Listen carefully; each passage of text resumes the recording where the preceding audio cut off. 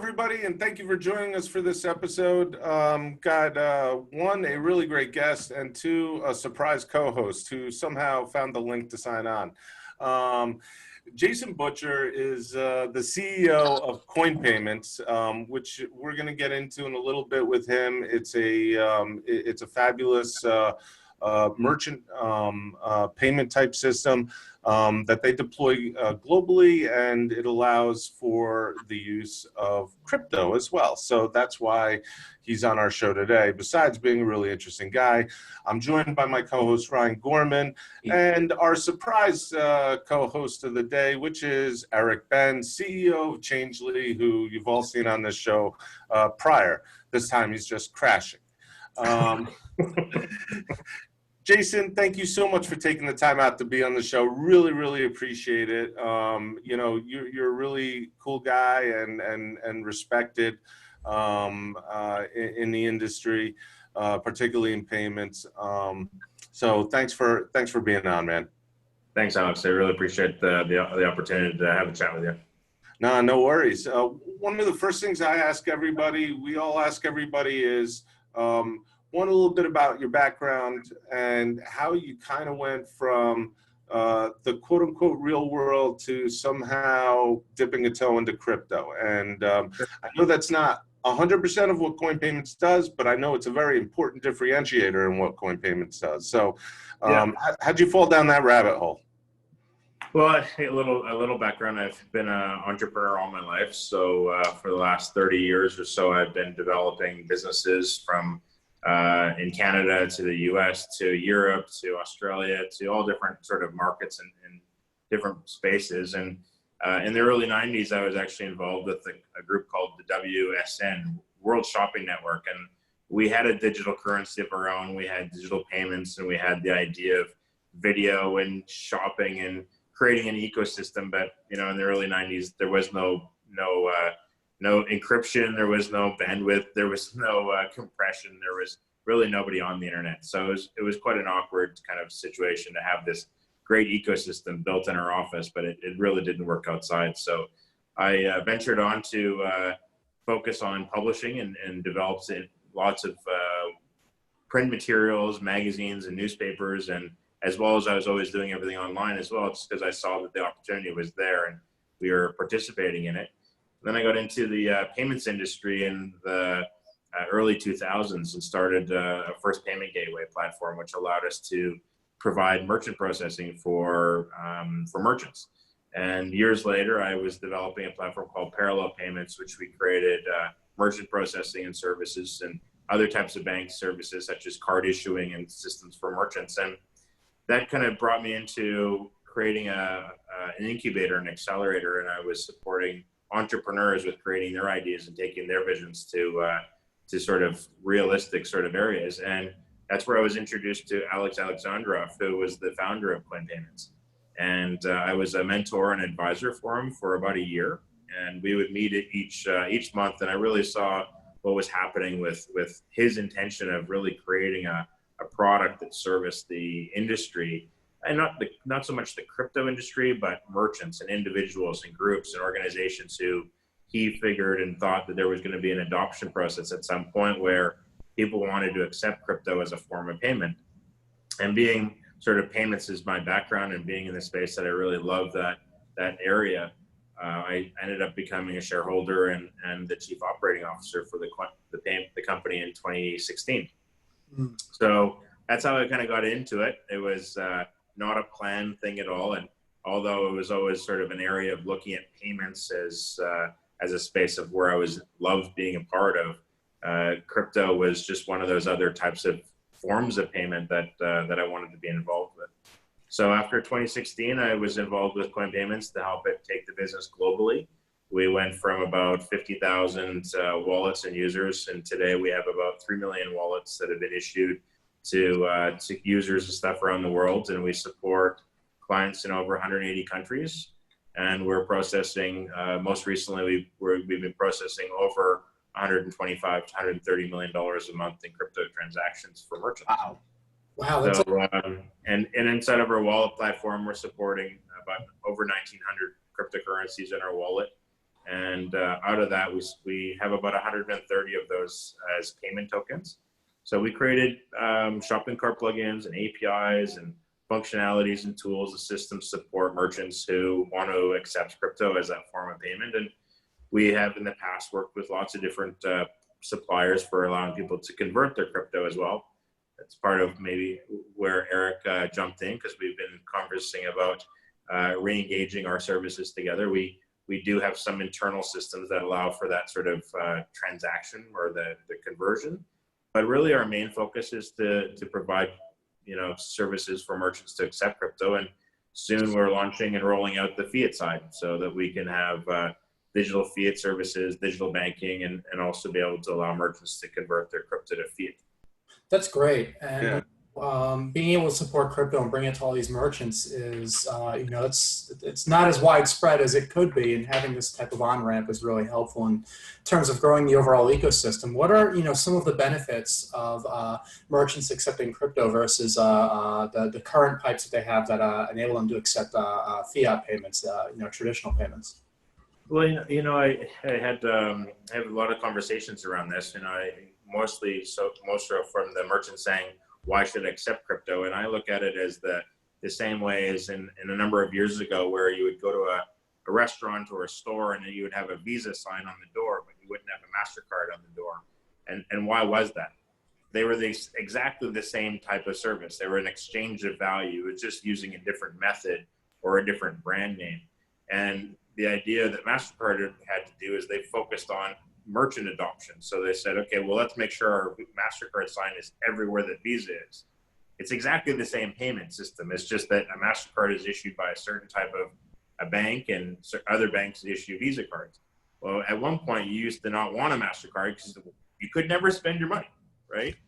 So I look at it the same way as an adoption from cryptocurrency is, if a merchant wants to have a client who's going to make a payment to them, accept all forms of payment. That's my view.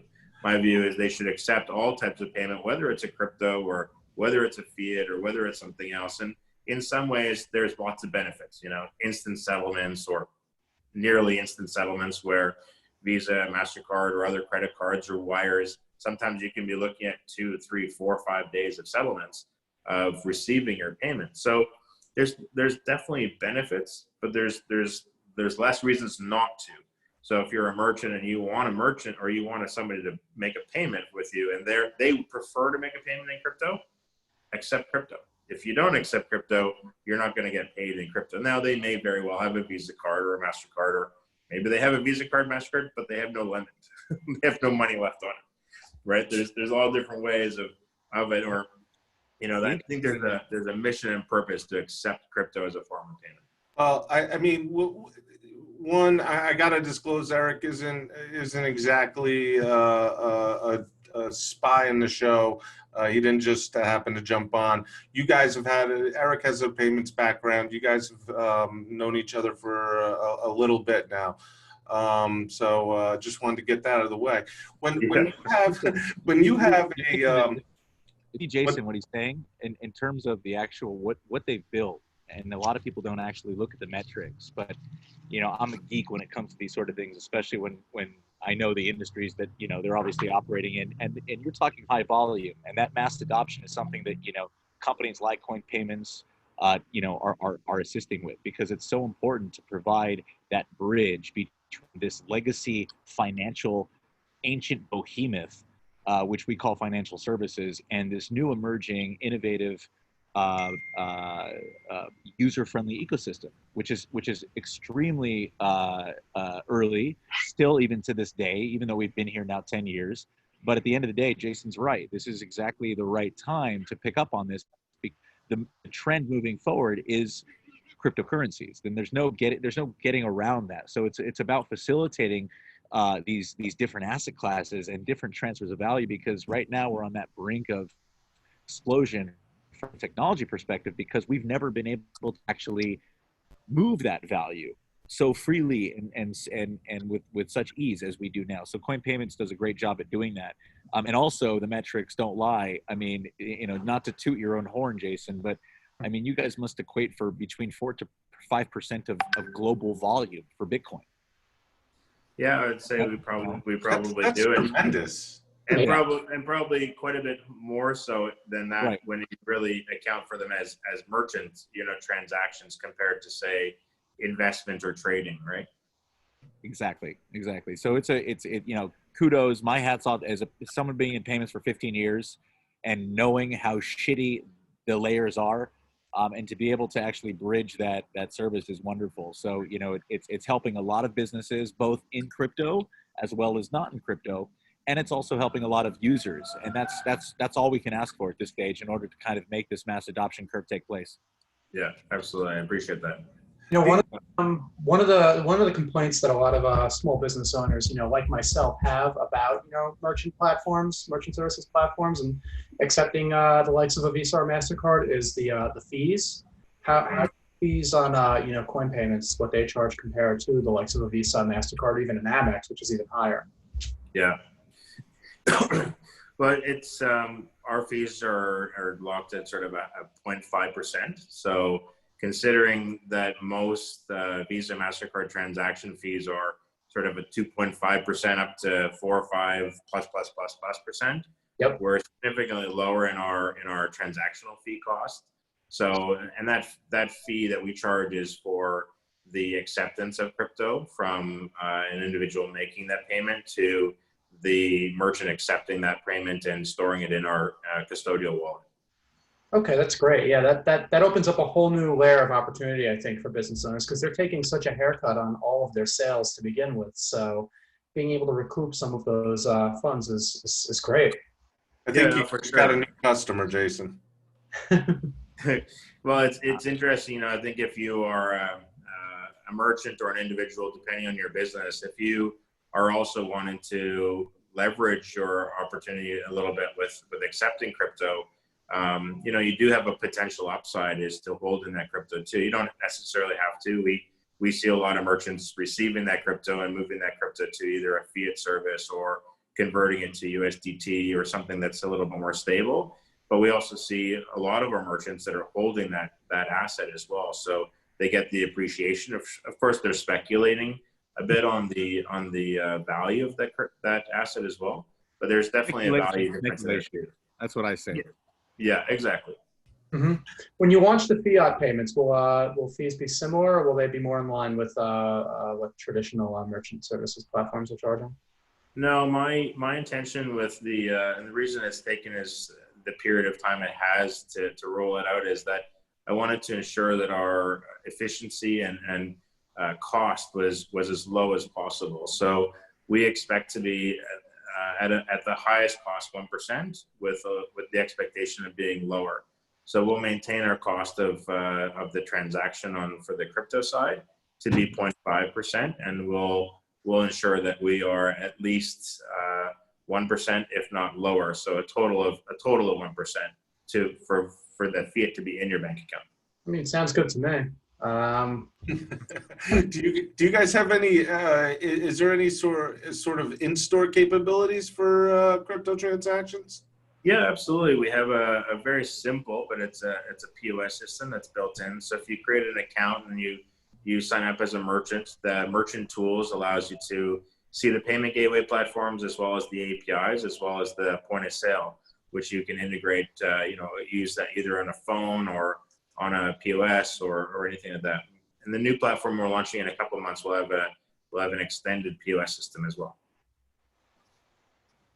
Very cool. Very cool. I'm excited. There's so many different services that CoinPayments does for so many businesses within this ecosystem. And, with being around as well for 5 years, and, very similar timeline of Jason's business. I mean, it's definitely very exciting, and I know exactly where the road he's going down.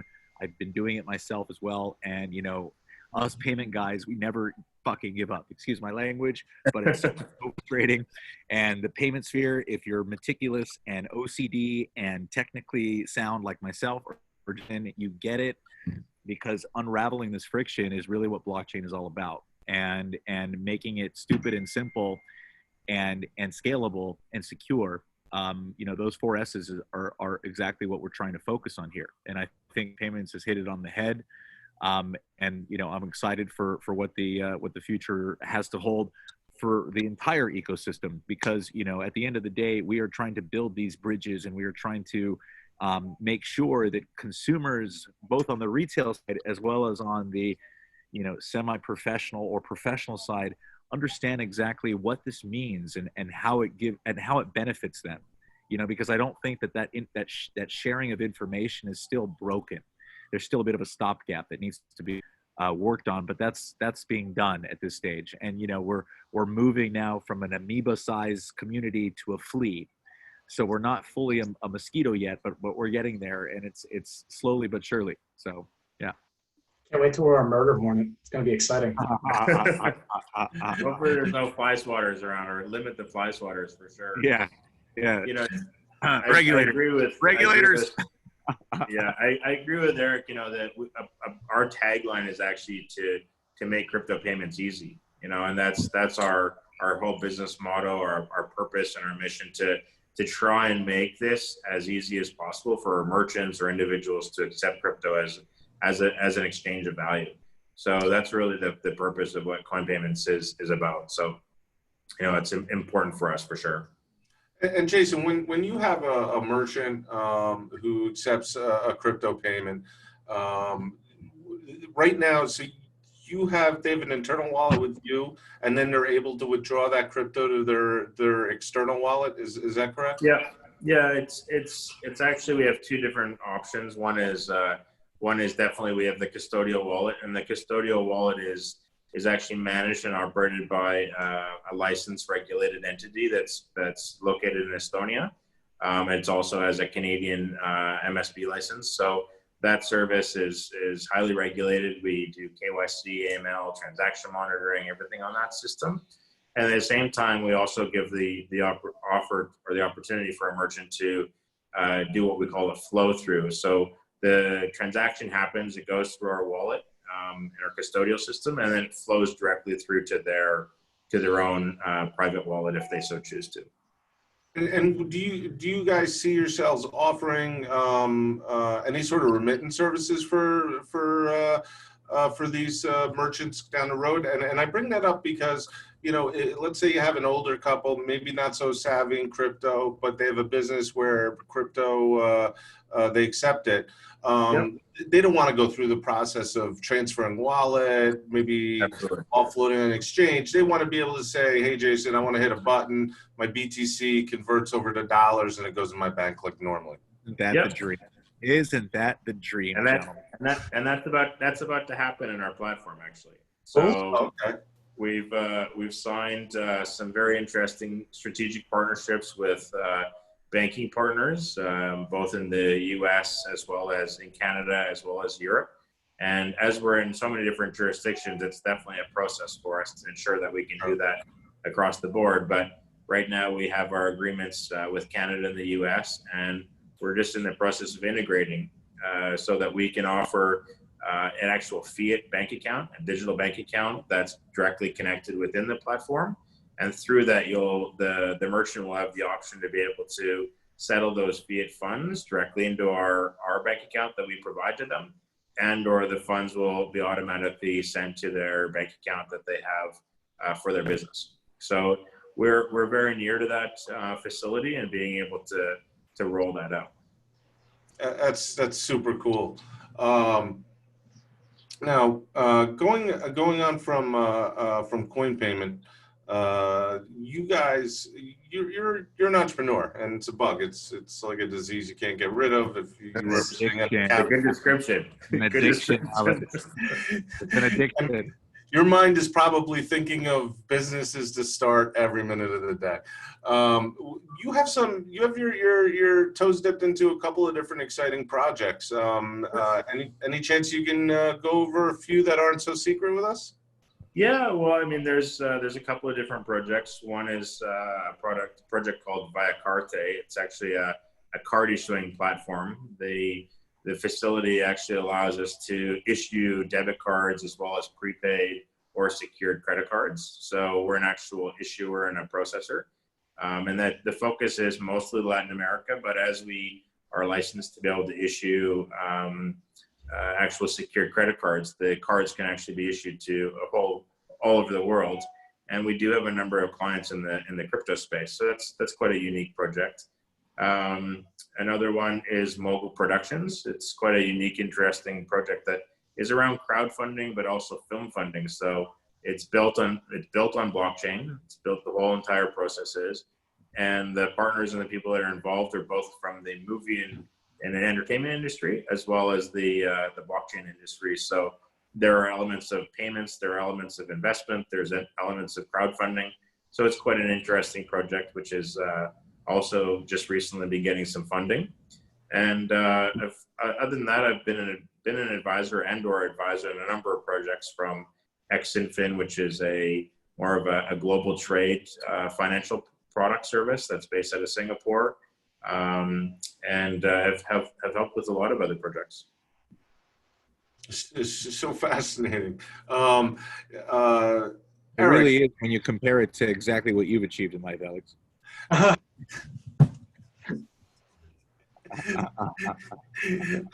There's no comeback for me. I can't argue because I speak the truth, as always.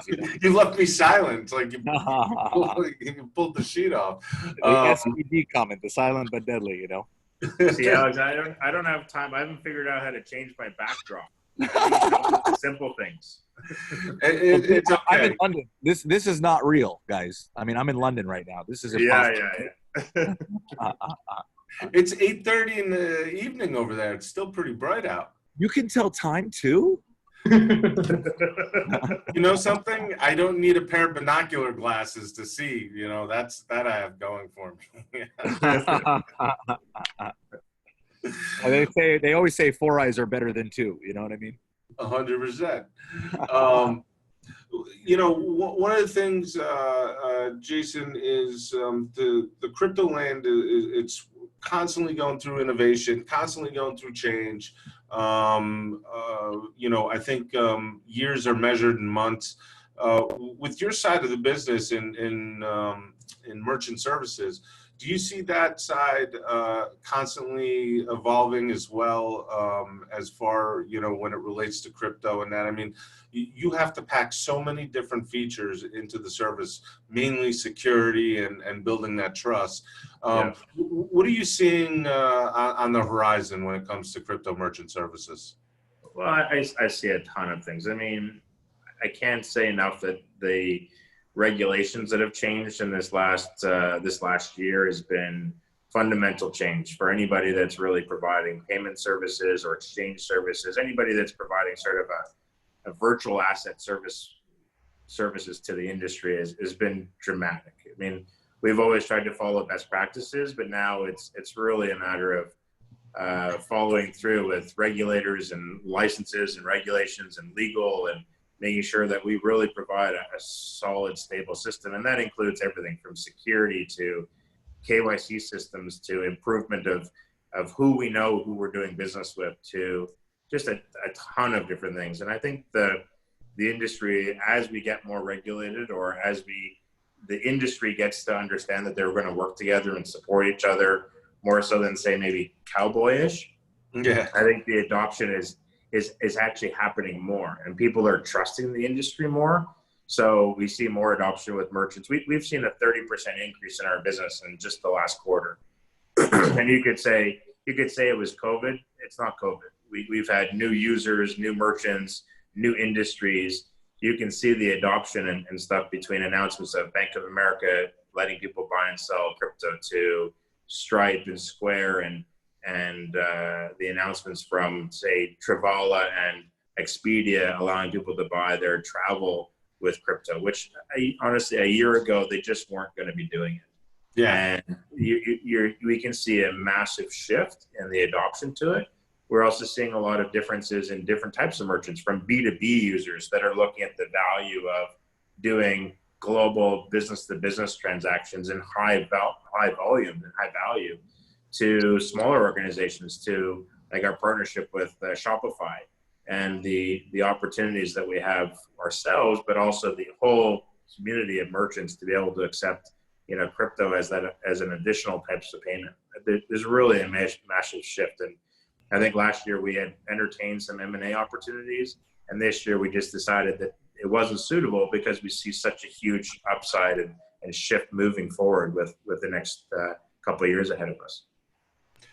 And I mean, I'm so sorry about this kid named Ben's over here. He's just popping in, popping out. Here we are doing fucking blockchain, and I can't even solve a goddamn battery issue. You know? Is that what happened? Your battery ran out on the laptop? You know, it's the simple things in life that frustrate me the most, Alex. I hear you. I hear you. If we can, get one of these. Get one of these. These are one of the portable. How is that going to fit in my pocket, Jason? I'm going to have to wear one of those like fanny pack things, you know? Oh, well, that's why they were made. That's why they were made. So, Jason, let me ask you this: are you a crypto owner? Do you hold crypto? Oh yeah, absolutely. Yeah, for sure. Very cool. You own Doge. No, I do. I've been flicking Doge like before you were on this podcast, man. Before you even knew about Bitcoin, I was flicking Doge. Somehow I get like an affiliate payout from somewhere, something I did years ago or what it was, and I get these Doge coins sent to me all the time. Do you really? I don't know where it comes from, but it's okay. It's like royalties for like a commercial you walked in the background. It may have. Wait till you see what we're gonna do with Doge, Alex. Just you wait. Come on, you can't just say that. What are you gonna do? Don't worry. Don't worry. You'll see. Jason will be very happy. Trust me. So Jason, we always try to sucker our guests into this next one. Around this time, we ask what their price prediction of Bitcoin is on December 31st at the end of the year, and so I want to know if you'll take that challenge and if you have a thought on it. Well, I have a feeling that we're going to see a little bit of a downturn again pretty soon, and then I think we might see an upturn again as well. We'll probably be close to where we are at the end of this year, around 12, maybe 13,000. I know that there's some really big excitement thinking that we might be able to hit 15 or 20,000 this year, but I'm a little bit more conservative, and I think we're going to see a little bit of a downturn soon for as much as it is, and then we'll probably see it back up to where we're at, or around 13, 14. I mean, that's so disappointing because I was hoping you were going to be one of those really positive people that were going to say 10 million, but that's well, I'm more positive than saying I think it's going to go to 8. Yeah, we haven't had anybody say it's gonna close down from where it is. Yeah, well, it's not so bad. I think we'll be a little bit lower for a little bit over between here and Christmas, but then it'll go back up again. I think that's where I'm pretty confident about it. All right, very cool. Ryan, you have any thoughts? No, I think we've everything. Yeah, Eric, anything? You sure, Ryan? You don't have any thoughts? None. Mind is empty. Nothing going on. Really? He's busy signing up for his merchant account. Totally. I'm gonna sign up for one of the merchant accounts, and you know, I'm just gonna say thank you for the time. I'm gonna go short some Bitcoin. Guys, I just want to let everybody know if anybody has a need for a merchant account, whether it's for a physical or website, and you wanted the ability to take crypto, and a lot of people in the crypto community, that's the form of payment that they do prefer. Check out CoinPayments.net. All the information on Jason's company is going to be below in description, including his information as well. But I urge you, if that's something that's of use for you, to go. And I'm not getting paid; it's not an affiliate link. So go sign up, get your account, be able to take crypto, take that crypto, and then go over to Changely and start swapping it around on their exchange afterwards. But Jason, thank you. Woo! Thank you so much for the time today. I really appreciate it. I think it's a cool company, and you've been there a long time, man. A lot of devotion you have towards it. Absolutely. Thanks, Alex. I appreciate it. Thanks, guys. Have a great day. No worries. Eric, thank you for popping in, bud. Cheers, guys. Thank you. All right. Take it easy.